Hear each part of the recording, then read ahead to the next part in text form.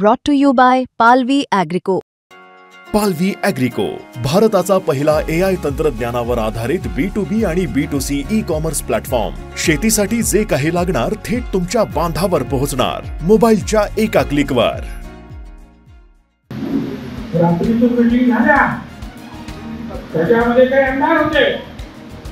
होय, पवार साहेबांचे आमदार होते. जे आहे स्थानिक आमदार, त्यांना घरी बसवण्याचं काम आपल्या सगळ्या ओबीसी वर्गांना अतिशय आणि ते बरळवाडी ती ते जाऊन तिकडे भंगार आली बाबा. त्याचं काय घेऊन द्यायचं ठेवलेच काही बरळ होतं कुंकडे बी. उपोषणाला बरेच दिवस झाले. सरकारने त्यांना सांगितलं असेल, अरे उभं बाबा त्यांना हॉस्पिटल घेऊन तिथे काही महिला पण बसलेल्या होत्या. म्हणून पोलीस महिला पोलीस गेले, त्यांना त्यांनी सांगितलं त्यांनी हाताला धूप टाकलेले मला आपण उभे सकाळी. रात्रीची मीटिंग झाल्या, त्याच्यामध्ये काही आमदार होते. होय, पवार साहेबांचे आमदार होते.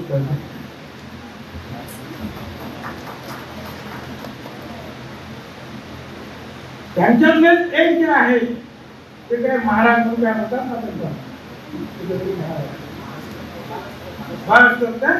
अनेक गोष्टी बाहेर पडल्या यांनी सांगितलं. आणि त्याप्रमाणे सगळ्या रस्त्यांवर दगड ठेवले आणि सकाळी जेव्हा पोलीस आले तर तुफान दगडाचा मारा सुरू झाला. पोलीस करत होते, घरामध्ये आश्रय घ्यायला, घरातून लाथा घालून त्यांना बाहेर काढले. परत बाहेर झोपायचे. महिला पोलीस होते, त्यांना सुद्धा त्रास झाला. 84 पोलीस महिलांसहित महिला पोलिसांसहित हॉस्पिटलमध्ये गेली. हा रेकॉर्ड आज सुद्धा हॉस्पिटलमध्ये जाऊन घेतले पहा. आणि वर्तमानपत्रात सुद्धा ते फोटो आलेले दिसतात. हे झाल्यानंतर आता काही आवडतच नाही किती मार खायचा. आणि मग काही 4 जलमचा लाठीचार्ज झाला. मग पोलिसांनी जे आहे लाठीचार्ज आणि त्याच्यामध्ये लागला अनेकांना मार लागला. आम्ही आहे पण पवार साहेबांनी अगोदर विचार करायला पाहिजे का झालं. पण मला तिथे गेले तर मग पोलिसांनी परत जाऊन द्यायचं. 84 लोक कसे जखमी झाले. पवार साहेब गेले म्हणून उद्धव ठाकरे गेले. आणि हा बाबा मोठा लिडर झाला का पडतो.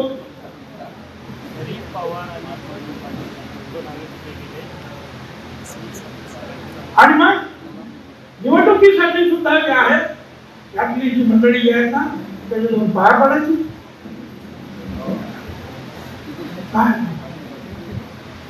त्याचे जे आहे स्थानिक आमदार, त्यांना घरी बसवण्याचं काम आपल्या सगळ्या ओबीसी वर्गांना अतिशय